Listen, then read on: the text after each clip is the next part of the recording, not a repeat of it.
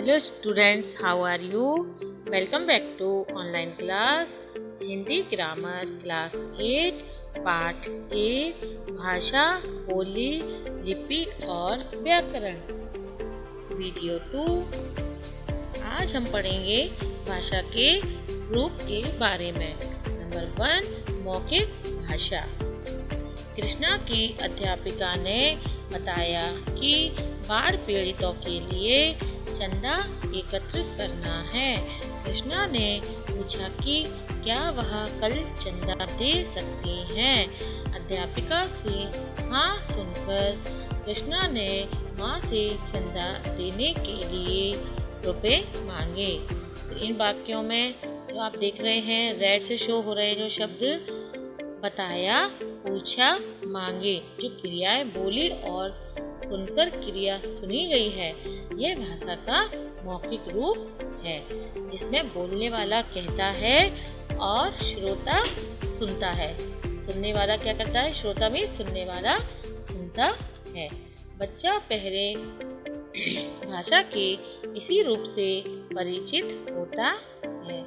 बातचीत, भाषण, वाद विवाद, परिचर्चा, समाचार पढ़ना और सुनना, कहानी सुनना, रेडियो तथा दूरदर्शन के सभी दृश्य और श्रव्य कार्यक्रम मौखिक भाषा के ही रूप हैं। अब नंबर 2 पे कौन सी भाषा आती है? लिखित भाषा।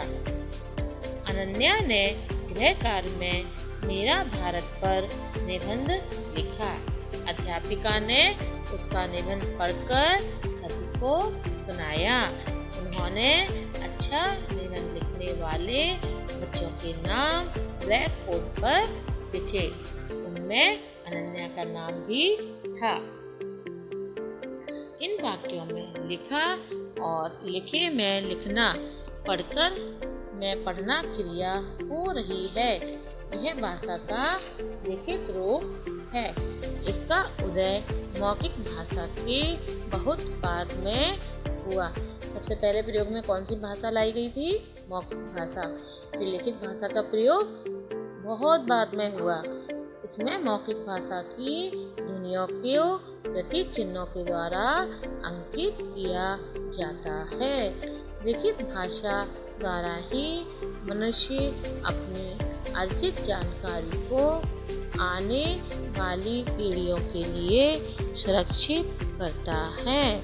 पुस्तकें, पत्र, समाचार पत्र, लेख, कहानी, संस्मरण, उपन्यास आदि लिखित भाषा के रूप हैं। आप सभी समझते हैं, पुस्तकें हैं, पत्र, समाचार पत्र हैं, लेख, कहानी, संस्मरण, ये सब लिखित भाषा के ही रूप हैं। जो हम क्या करते हैं? लिखित भाषा द्वारा ही मनुष्य अपनी अर्जित जानकारी को आने वाली पीढ़ियों के लिए क्या करता है? सुरक्षित करता है। भाषा के मुख्यतः रूप से 4 कौशल हैं। क्या क्या? सुनना, बोलना, पढ़ना और लिखना। जो इन चीजों में परिपक्व हो जाने के बाद कल्पना और चिंतन का स्थान आता है। नेक्स्ट टॉपिक है हमारा बोली। किसी क्षेत्र विशेष में बोली जाने वाली भाषा का विशिष्ट रूप बोली कहलाता है। भाषा का मौखिक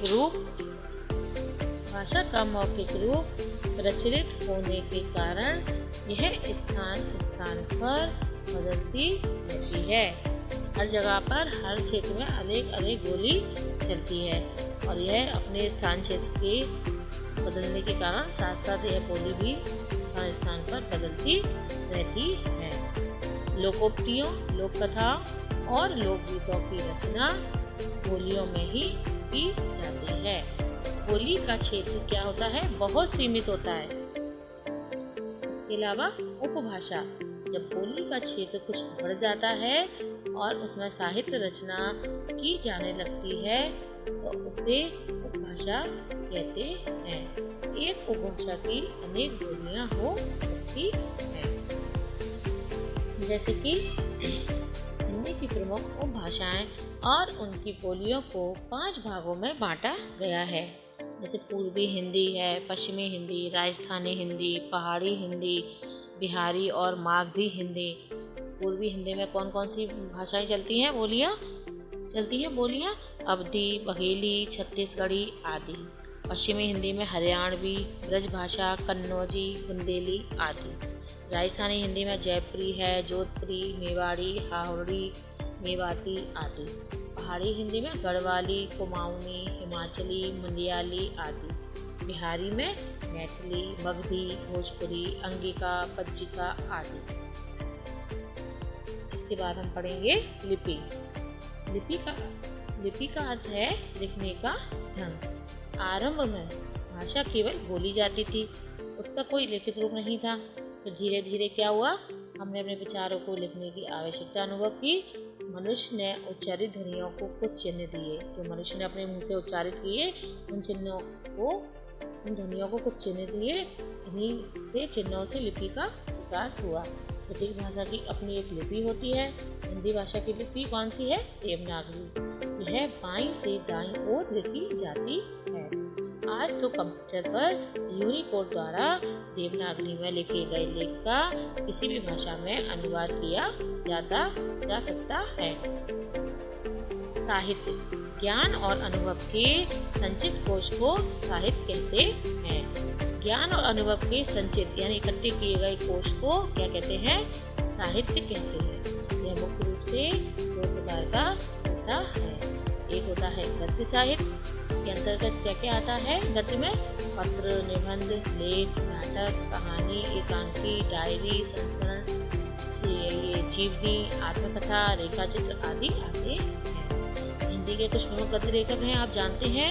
मुंशी प्रेमचंद हैं, जयशंकर प्रसाद हैं, आचार्य हजारी प्रसाद द्विवेदी हैं, महावीर प्रसाद द्विवेदी जी हैं, बालकृष्ण भट्ट हैं, आचार्य चतुर्सेन शास्त्री हैं, महादेवी वर्मा, मन्नू भंडारी और भी काफी लेखक हैं।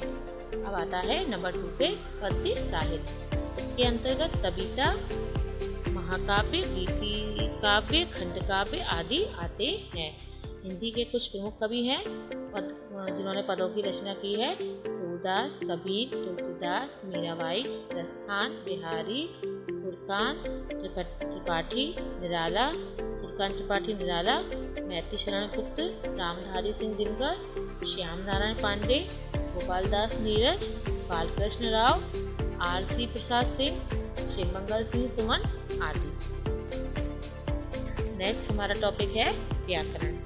व्याकरण क्या होता है? व्याकरण द्वारा ही भाषा को शुद्ध रूप से लिखने, पढ़ने और बोलने की विधि सिखाई जाती है।